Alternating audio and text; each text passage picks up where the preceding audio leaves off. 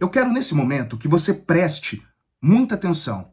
Esse vídeo aqui é um vídeo mais técnico, é verdade. Mas eu vou trazer aqui uma coisa muito importante para você.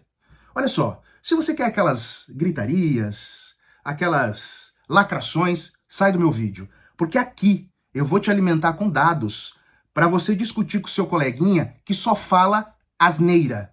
Vamos lá, em especial os bolsonaristas. Só que eu quero falar de um tipo de bolsonarista aqui, trazendo 3 fatos que aconteceram no dia de hoje e vai se alongar por algumas semanas, tá? Aliás, até em 2026. E é importante que vocês saibam. E por que eu tô chamando a atenção logo de cara no vídeo? Muito simples. Eu trabalhei um tempo em Brasília, todos sabem, muitas pessoas que me acompanharam no período que eu trabalhei em Brasília, o que eu pude observar? Que no momento que estava tendo alguma votação de interesse da sociedade, para o bem ou para o mal, e quando era para o mal, tinha o apoio ali dos bolsonaristas, que eles viravam para a massa, junto com o antigo presidente da República, Jair Bolsonaro, e davam um discurso de patriotismo, vamos salvar o Brasil, vamos acabar com isso, com aquilo outro, com a corrupção, enquanto que lá estava sendo votado com a chancela do presidente da República e de toda a sua base, projetos que iam prejudicar o combate à corrupção, questão do COAF, lembra o que aconteceu? Prejudicar investigações, ou quando, de alguma maneira, iria prejudicar a economia para os mais pobres e também para a classe média. E aí lançavam sempre alguma cortina de fumaça. Eu me lembro de uma votação que ia ter, na ocasião, que era o aumento em dinheiro das emendas parlamentares, que estava muito próximo ali da eleição, para que o Bolsonaro fosse reeleito, porque era uma forma, isso ficou absolutamente comprovado já, era uma forma dele angariar apoio, e esses deputados e senadores que teriam uma parcela maior da fatia do dinheiro destinado para questões muito mais urgentes, iriam usar da forma que quisesse, sem prestar contas. Inclusive o Flávio Dino, ministro, quando entrou, suspendeu essa possibilidade. Pois bem, e aí o que eles lançaram naquela ocasião? Dentre vários assuntos, começou uma discussão, vários podcasts, indo lá os conservadores, os reacionários, melhor dizendo, né? Os caras de extrema-direita bolsonaristas, falando de aborto, falando de drogas. Pessoal, eu não vou entrar aqui, não que eu não queira um dia debater, mas não vejo propósito nesse momento, falar de aborto. O Brasil não tem um problema circunstancial de aborto. Se você pegar hoje qualquer índice de qualquer estado e município, porque eles fazem esse balanço, pega dos maiores que é mais fácil, São Paulo, né? São Paulo Estado, São Paulo Capital, Rio de Janeiro. Pegue as estatísticas e vê quantos abortos são feitos clandestinamente. A delegacia vai ter isso, eventualmente alguém denunciou. Claro, eu sei que vai ter muitos feitos que não tiveram a notícia crime. Mas veja nos hospitais, que também vão emitir estatísticas, não com o nome das pessoas naturalmente, vê lá a quantidade de abortos. Sem falar que pode ser os legais que estão acontecendo ali. Não é um problema do Brasil. Não estou dizendo que este tipo de debate não possa acontecer. Mas não quando nós estamos diante de coisas muito mais urgentes. Olha só. No dia de hoje, 8 de outubro, estava sendo votado, estava pautado para ser votado a medida provisória vinda do governo federal 13.303 de 2025. O que ela faz? O que ela propunha, essa medida provisória? Tributar o IOF, aliás, taxar um pouco mais o IOF, e ia pegar uma parcela da sociedade. Qual parcela? Eu não gosto dessa nomenclatura, mas fica fácil entender. Os super ricos e também alguns tipos de segmento. Exemplo, as bets, que pagam hoje 12%, aumentaria para 18%, tá? Caiu a MP. Aí vocês vão falar assim, mas tem que diminuir o tributo. Para essas pessoas, que já pagam muito pouco ou quase nada, você, trabalhador, que ganha hoje R$8.000, você paga 27,5%. Você que tá me ouvindo, que ganha R$8.000, é um bom salário, né? Um bom salário, um ótimo salário. Você paga 27,5%. O cara que fatura milhões, bilhões com uma bet, sabe quanto que ele recolhe de tributo? 12%. E quando vai para o sócio? 0, porque não tributa dividendo do Brasil. Vocês entenderam? E por que decidiu o governo fazer isso? Porque ele deu a isenção para quem ganha 5 mil, até 5 mil, e depois escalonado um pouco mais. Precisa tapar esse buraco. Olha só, eu, como advogado, faturo mais do que isso. Graças a Deus. Eu toparia em tributar mais o meu segmento. Hoje o meu segmento tributa 11%. No topo, 11%. Ou seja, eu não tributo o dinheiro que sai da minha sociedade de advogados, para mim, pessoa física, não tributa. Eu tô disposto. Gosto de pagar tributo? Óbvio que não. Não sou hipócrita. Não gosto. Mas se é para fazer justiça tributária, que lá em cima se paga mais, para baixo se paga menos, eu topo. Em nome da coletividade, em prol da coletividade. Não que eu goste. Ai, o cara gosta de pagar tributo. Não, eu odeio pagar tributo. Cada vez que eu emito uma DARF, eu quero me infartar. Mas é a regra do jogo. O que não dá é para um cara que tem um helicóptero não recolher nada pela compra do helicóptero, de um jet ski. Poxa, vamos parar de ser imbecil, cara. É o seu dinheiro. Não é só o meu, da classe. É o seu dinheiro também, porra. Você tá ganhando. Hoje um cara que ganha 5 mil, claro, teve a isenção, mas até antes da isenção, ganhava 5 mil, ele recolhia mais que um bilionário. Cara, não faz sentido. Ah, Fábio, mas não é assim. Estados Unidos, você gosta. Eu sei que o bolsonarista que vai estar assistindo aqui gosta. Estados Unidos não é assim. Canadá não é assim. Alemanha não é assim. França não é assim. Espanha, Portugal, que tem o IVA lá, não é assim. Vocês perceberam que o Brasil está na traseira em termos de justiça tributária e distribuição de... Bom, mas como se faz distribuição de renda? Eu já vi muita gente falar pra mim, ah, tá bom, Fábio, como faz distribuição de renda? Tributação. Tributação. Também, não só, também. E aí os benefícios sociais. Mas você não vai precisar de benefício social. Como que pra nós serviria uma distribuição de renda? Tributando menos. Eu quero ser tributado menos. Porque se o cara lá de cima, que ganha muito mais, tributar mais ele, naturalmente os que vão vindo para baixo vão tributar menos. Bom, eu vou passar aqui para vocês os deputados que votaram aqui de São Paulo. Não deu para pegar todos, seriam muitas fotos. Daqui de São Paulo, os deputados que votaram para derrubar a MP e não taxar os super ricos e continuar taxando você, imbecil bolsonarista que vota nesses caras. Porra, é o seu dinheiro, cara. Eu fico puto com isso. Bom, o rombo que se estima-se para 2026 é de 42,3 bilhões. Aí eles vão falar assim pra mim, ah, Fábio, tem que cortar gastos. Da onde? Educação, saúde? Ah, não, vamos demitir pessoas. Gente, vamos parar com isso. Não dá 0,00,1% de demitir os 20 mil funcionários que tem de confiança. Poxa, vamos cair na real. Sabe, às vezes dá preguiça de explicar umas coisas que são tão óbvias. Aonde tem que fazer isso aí? Parar com isenção fiscal para bilionário. Tributar bilionário. Porra, é difícil entender isso. Em país hipercapitalista, pega os Estados Unidos, não é um modelo de hipercapitalismo. Porra, lá a taxação de herdeiro é 40%. 39% de lucros e dividendos. Aqui no Brasil é nada. Zero. E tributação de herança, 4%. Porra. É óbvio que essa merda não vai dar certo. Bom, aí o governo tem uma saída. Qual seria a saída? Mexer nas emendas parlamentares.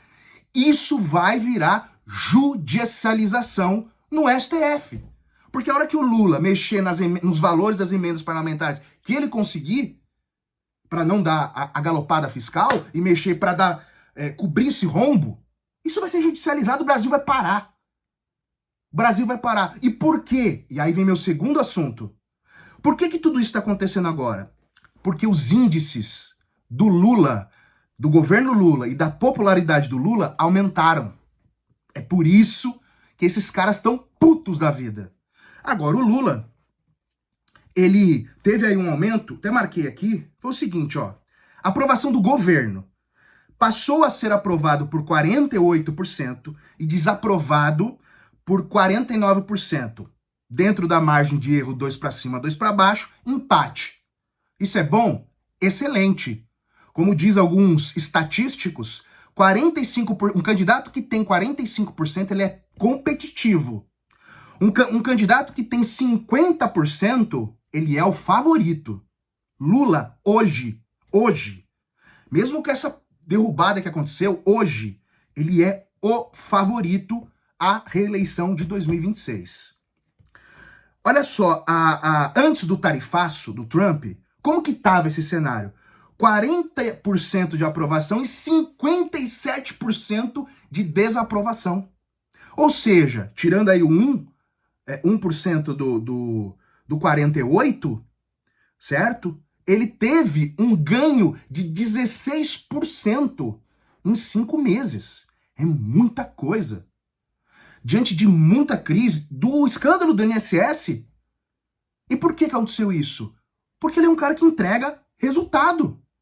Ah, tem mais um detalhe. O Lula é o governante, o líder, né, o estadista mais bem avaliado no mundo dos governos de estados democráticos de direito. Até nessa avaliação mundial é o que está melhor avaliado. Isso traz o quê? Investimento para o Brasil. Sim, porque você tem um cara que consegue entregar aquilo que ele vai prometendo ao longo do percurso, isso motiva, em termos de confiança, para que investidores venham. Eu não estou pedindo para você gostar do Lula. Eu tenho inúmeras ressalvas. Inclusive, eu não acho que ele representa um governo de esquerda. Por isso das minhas ressalvas. Mas aquilo que ele se propôs a fazer, em termos de melhoramento para o país, está sendo entregue.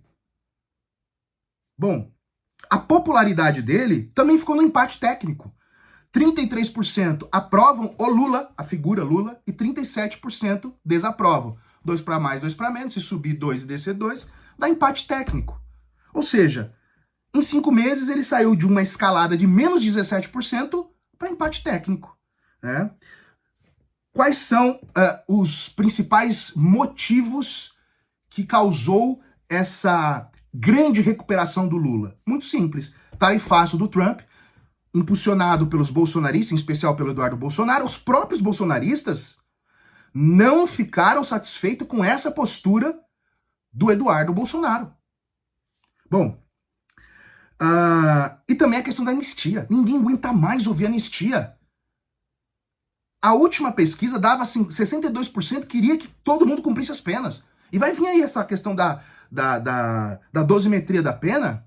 Eu já entendo que é inconstitucional. Uma hora eu explico por que é inconstitucional. Mas eu entendo que já é inconstitucional, tá? Embora, inclusive, ministros do STF que condenaram o Jair Bolsonaro entendem que é constitucional. Mas eu vou dar depois a minha versão, respaldado claramente pela lei, por alguns autores de jurisprudência, que é inconstitucional. Bom, e o terceiro e último assunto, que ele tem a ver, ele vai nessa toada, que é mais uma entrega da base do governo, que é a questão da escala 6x1. Foi apresentado no Senado a PEC do Paulo Paim, o senador, para acabar com a jornada 6x1. Olha só, eu me sinto muito à vontade em falar da jornada 6x1 por um simples motivo. É uma jornada, é um tema que eu dediquei muito tempo na minha vida. O meu mestrado é em Direito do Trabalho. Olha só, esse mesmo Rogério Marinho, que é senador, um bolsonarista maluco, né? Mas com método. Ele era o secretário de Economia no governo do Michel Temer, tá? E o que esse cara fez? Ele brigou ali pela reforma trabalhista. E a gente, obviamente, quem conhece minimamente de direito do trabalho, sabia que a reforma é um lixo. Tanto é que, de tudo que passou pela reforma, uma parte significativa foi declarada inconstitucional pelo STF um tempo depois. Mas olha só. Ele foi a público, saiu lá naquele lugar onde eles dão entrevista, logo depois que aprovaram a Lei 13.467 de 2017, que é a reforma trabalhista, que entrou em vigor 11 de novembro de 2017, naquela ocasião. Ele sai e diz assim, olha, é um grande avanço. Aí um repórter, não me lembro quem, falou assim, o que aquilo resolveria para o país, para os empresários. Ele já sabia que ia resolver, mas para o país. E aí ele disse uma frase que para nós é um pecado. Ele disse, vai gerar empregos. Nós vamos conseguir nos próximos 5 anos praticamente zerar, o que é uma loucura, zerar a fila de empregos. Vários erros aí. Primeiro, lei trabalhista, para o bem ou para o mal, ó, veja, para o bem ou para o mal, não importa. Pode ser uma puta lei trabalhista boa, ela não gera emprego. Uma lei ruim, ela não tira emprego. Porque ela não trabalha com essa lógica. A legislação trabalhista é para processos do trabalho. Não tem a ver com geração de renda, geração de emprego. Geração de emprego vem por outros mecanismos. Por exemplo, pelo Ministério do Trabalho, que era onde ele estava, por meio de políticas públicas, que não tem nada a ver com o CLT. Certo? E lembrando que 80% do que foi alterado naquela ocasião da reforma trabalhista eram normas de processo do trabalho. Não era nem normas de direito material do trabalho, questão de salário, não era nada disso. Era se recebia agravo, se qual que é o recurso tal, enfim. Isso era para procrastinar aquele que deve para não pagar. Ou arranjar mecanismos para ele deixar de pagar as suas dívidas trabalhistas. Qual foi o resultado? Além de não gerar empregos, gerou, naquela ocasião, sem uma política pública adequada, o desemprego dobrou. Não que foi culpa da lei. Estou dizendo, fizeram uma lei dizendo que ela ia gerar empregos. Um ajuste. Além de não gerar e não fazer nada para gerar, ainda teve o desemprego que dobrou. Agora, teve uma redução significativa no governo Lula. Bom, antes de eu me despedir, era para fazer isso antes, está aqui o meu livro, Anatomia da Extrema-Direita. É uma pesquisa de mais de 6 anos, inclusive em loco, tudo registrado, detalhado. Falo de todos os movimentos de extrema-direita, tá aqui. Desde dos movimentos do CIPAC, por exemplo, tanto no Brasil quanto internacional. Falo de outros movimentos fascistas e falo, inclusive, também tá aqui a minha experiência com o MBL. Acho que vale a pena vocês comprarem. Link tá na bio. Qualquer coisa, Editora Juruá ou na Amazon também está lá. Beleza? Valeu, até mais.